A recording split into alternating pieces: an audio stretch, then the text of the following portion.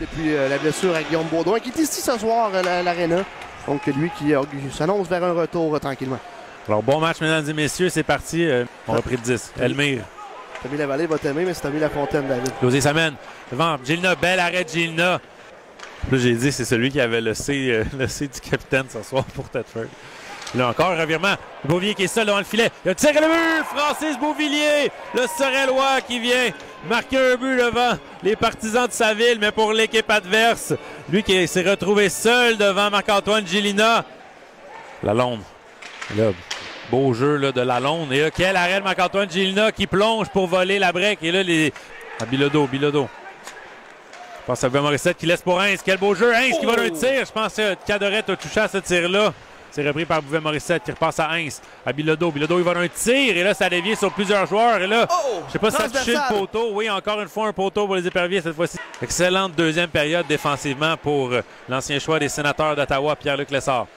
Olivier Heinz va d'un tir et ça touche le poteau, ça pénètre le but! Quel tir d'Olivier Heinz qui bat de vitesse Philippe Cadorette et les Éperviers qui s'inscrivent à la marque, c'est 1-1.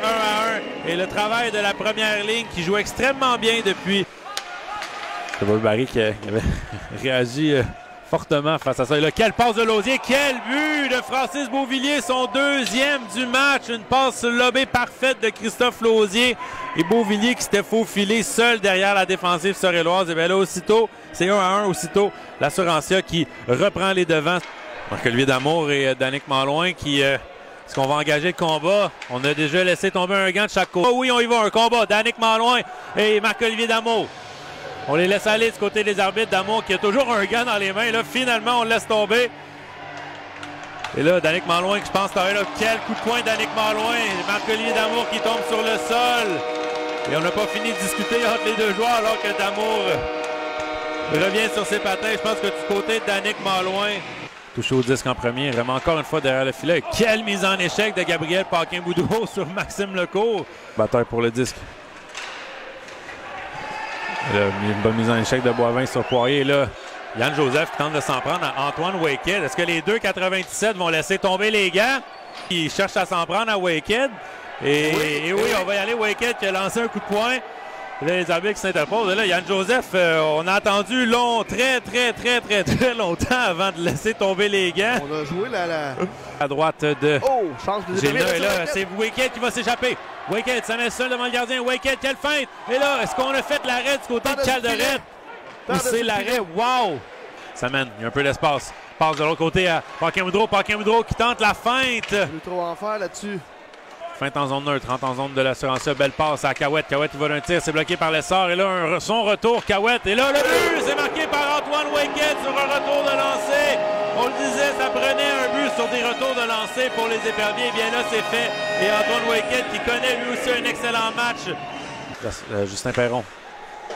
Plaqué par Julien Ball. Dernière attaque avec le peu de temps qui reste. Elmire passe devant le filet. Et là, ça passe tout près. Olivier Cahouette qui a bien failli. Justement, Joseph avec le 10. Finalement, on aurait eu une chance de marquer du côté de Sorel-Tracy vers la fin de l'avantage. Joseph avec la vitesse. Derrière lui à la break. La break va d'un tir et le but. On avait la vue voilée du côté de Marc-Antoine Gélina. Et on était sur les genoux un petit peu trop rapidement. La rondelle qui nous a passé par-dessus l'épaule. Et bien là, la Surantia, après un désavantage numérique quasi parfait, il va d'un tir parce qu'il ne reste pas beaucoup de temps. Il reste 8 secondes. La rondelle qui est derrière le but. Morissette passe à Bilodeau. Bilodeau, il va d'un tir. Ça dévie et ça a failli pénétrer le filet. Est-ce qu'on a marqué? Non! Quel arrêt de Cadorette! Et là, il reste plus de temps au cadran. La Surantia qui résiste et qui va remporter ce match par la marque de 3-2. Oui, je pensais que ça y était. La séquence de Heinz qui est revenu devant le filet. On est venu bien près de battre le gardien Cadorette, mais qui a fait l'arrêt in extremis et qui vient de chercher 2 points à Sorel-Tracy, qui les propulse au 4e rang de la Ligue nord-américaine. Oui, une belle victoire pour la Surantia sur la route qui va avoir la chance là, de compléter un week-end parfait demain à la maison face au 3L. Et là, vraiment, je pense que du côté de Sorel-Tracy, un autre match.